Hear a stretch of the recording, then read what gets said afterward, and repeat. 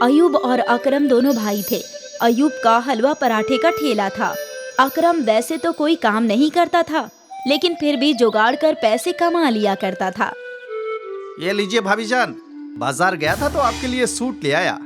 Suit तो बहुत अच्छा है, महंगा होगा ना? लेकिन भाईजान, आपके पास इतने सारे पैसे आते कहाँ से हैं?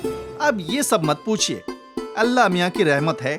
मैं तो जिंदगी में जुगाड़ तलाशता हूँ, जुगाड़, और मैं बहुत जल्द ही बेहद अमीर बन जाऊंगा। तभी अयूब घर पहुँचा। जुगाड़ से तू यकीनन अमीर बन जाएगा, लेकिन उन पैसों से तू कभी खुश नहीं रह पाएगा मेरे भाई। भाईजान, आप हमेशा यही सब बोलते हैं, क्या हासिल होता है आपको इतनी ईमानदारी करके? मुझे तो जल्दी अमीर बनना है।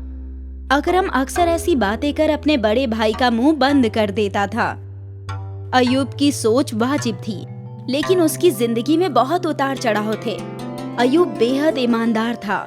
वो अच्छी मेयार का सामान खरीद कर ही हलवा पराठा बनाता था। अरे भाई अयूब, इतना महंगा मैदा, रवा, रंग और तेल लोगे तो तुम्हारे मुनाफे में इजाफा कैसे होगा? क्यों बेवजह महंगे सामान खरीद कर अपना नुकसान करते हो? क्योंकि मेरे खरीदारों की सेहत मेरी जिम्मेदारी है। वैसे भी मैं ईमानदारी से कारोबार करना पसंद करता हूँ। अब तुम्हारी मर्जी, लो अपना महंगा वाला सामान। अयूब कभी भी मुनाफे के मुतालिक नहीं सोचता था, उसे लोगों की फिक्र थी। अयूब का हलवा पराठे का ठेला बाजार के बीचों बीच था, इसलिए अक्सर लोगों का मजमा अयूब के ठेले पर लग जाता था। चाचा जान, मुझे एक प्लेट पार्सल देना। मुझे पाव प्लेट पार्सल देना। अयूब बारी बारी से सबको हलवा पराठा दिया करता था। लोगों को उसके हलवे पराठे का जायका बेहद पसंद था। ये लो फातिमा, इस माह का मुनाफा। ये तो पिछले माह से भी कम है। हाँ, वो इस माह तेल की कीमत में इजाफा हो गया है ना, तो मुनाफा थोड़ा कम हुआ है। तो आप भी अपने हलवे पराठे के दाम में इजाफा कर दीजिए ना। नहीं फातिमा, अगर मैंने दाम में इजाफा किया तो ज्यादा लोग हलवा पराठा नहीं खरीद पाएंगे। लेकिन ऐसे तो हमारा नुकसान हो जाएगा। कोई बात नहीं। अकरम ये सब सुन रहा था। भाईजान, आप कब सीखेंगे कि कब आपको अपना फायदा सोचना चाहिए? मैं तो ये कभी नहीं सीखूंगा, लेकिन कम से कम तुम तो मेरी तरह नेकी सीख लो। नहीं नहीं भाईजान, आप अपने तरीके इस्तेमाल कीजिए और मैं अपने। मुझे तो बहुत जल्दी अमीर बनना है जुगाड़ से। बस दुआ करता हूँ कि तुम्हारी वजह से किसी को नुकसान ना हो। दोनों भाइयों के ख्यालात अलग थे। एक सिर्फ अपना फायदा सोचता था, तो एक दूसरों का। कुछ रोज बाद फातिमा को एक फोन आया और वो रोने लगी।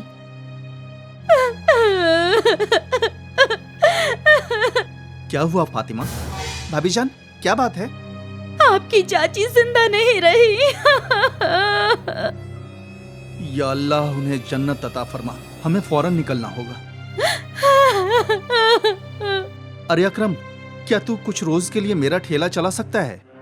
ठीक है भाईजान, वैसे भी फिलहाल मेरे पास कोई काम नहीं है। आपका ठेला बंद रहेगा तो बहुत नुकसान हो जाएगा, मैं चला लूंगा। अच्छी बात है, और याद रखना, महंगे वाले सामान ही खरीदना, सस्ते वाले केमिकल से भरे होते हैं। ठीक है भाईजान, याद रखूंगा। अयूब अपनी बीवी फातिमा के साथ गांव के लिए रवाना हो गया। यहाँ अकरम ने हलवा पराठे का ठेला खोला। भाईजान, आधा किलो पैक कर दो। जी आपा। भाईजान, वो दूसरे वाले भाईजान कहाँ गए? अयूब भाईजान गांव गए हैं, कुछ रोज में लौट आएंगे। ठीक है, आप आधा किलो हलवा पराठा पैक कर दीजिए। ठीक है भाईजान। अकरम हलवा पराठा बना बना कर फरोख्त कर रहा था। ऐसे ही अकरम रोज हलवा पराठे फरोख्त करता रहा था। फिर उसने देखा कि तेल का डब्बा खत्म हो रहा है। कल सुबह सुबह आने से कब्ल सामान खरीदना होगा। शाम तक तकरीबन उसका सारा सामान खत्म हो चुका था। अगली सुबह अकरम होलसेल की दुकान पर पहुंचा। 15 लीटर तेल का डिब्बा दे दो भाईजान। 200 रुपए लीटर वाला दूं या 100 रुपए वाला? दाम में इतना फर्क क्यों है? अच्छी क्वालिटी महंगे दाम वाला 200 रुपए लीटर है और सादा खुला तेल 100 रुपए लीटर। अकरम हमेशा पैसों की ही सोचता था। उसने बगैर ज्यादा सोचे सस्ते वाले दे दो, वैसे भी मुझे कौन सा अपने घर का खाना बनाना है। ये लो भाईजान। कुछ और चाहिए क्या भाईजान? रवा 10 किलो, मैदा 10 किलो और रंग की बड़ी डिब्बी और चीनी 10 किलो। सब सस्ता वाला दे दूं ना? हाँ हाँ। अकरम ने सस्ता वाला सामान खरीद लिया। रोज की तरह उसने अपना ठेला खोला और खरीदारों का हुजूम लग गया। मुझे 1 किलो पराठा हलवा चाहिए, हलवा ज्यादा डालना भाई। मुझे पाव किलो देना। जी। अकरम सभी को हलवा पराठे देने लगा। आज वो खुश था क्योंकि उसके मुनाफे में इजाफा हो गया था। आज मुनाफा दुगना हो रहा है। काश भाईजान भी मेरी तरह मुनाफा कमाना सीख जाएं। मालूम नहीं उन्हें ईमानदारी करके क्या हासिल होगा। अगले कुछ रोज तक अकरम सस्ते वाले सामानों का हलवा पराठा बनाकर फरोख्त करता रहा। फिर एकाएक उसके ठेले पर लोग कम आने लगे। 2 ख्वातीन उसके ठेले पे आई। आधा किलो हलवा पराठा देना। मालूम है कल मैं डॉक्टर के यहाँ गई थी तो ये लंबी कतार लगी थी। क्यों? मालूम नहीं, सभी लोगों के पेट में दर्द था। डॉक्टर कह रहे थे कि शायद फूड पॉइजनिंग हुआ है। ना मालूम सबने मिलकर क्या खाया था। ये सुनकर अकरम थोड़ा परेशान हो गया। वो कई रोज से सस्ते सामान इस्तेमाल कर रहा था। अगर ये सब मेरी वजह से हुआ हो तो पुलिस मुझे पकड़ लेगी। या अल्लाह। वो उलझन में था। उसे डर लग रहा था कि फूड पॉइजनिंग उसी की वजह से ना फैला हो। उसने फौरन अपने भाई को फोन लगाया। भाईजान, मुझसे एक गलती हो गई है। क्या? मैंने आपकी बात नहीं सुनी और सस्ते वाले सामान खरीदे। और भाईजान, शायद मेरी वजह से बहुत सारे लोगों को फूड पॉइजनिंग हो गई है। क्या? मुझे समझ नहीं आ रहा कि मैं क्या करूं। भाईजान, मेरी मदद कीजिए। मैंने तुझे मना किया था ये सब करने से। अब देख, तेरी वजह से मासूम लोग बीमार हो गए। मुझसे गलती हो गई। अब मैं क्या करूं? सबसे कब्ल वो सारे सामान फेंक दो और ऊपर वाले से दुआ करो कि सब ठीक हो जाएं। जी जी भाईजान। अकरम ने सारा सामान फेंक दिया।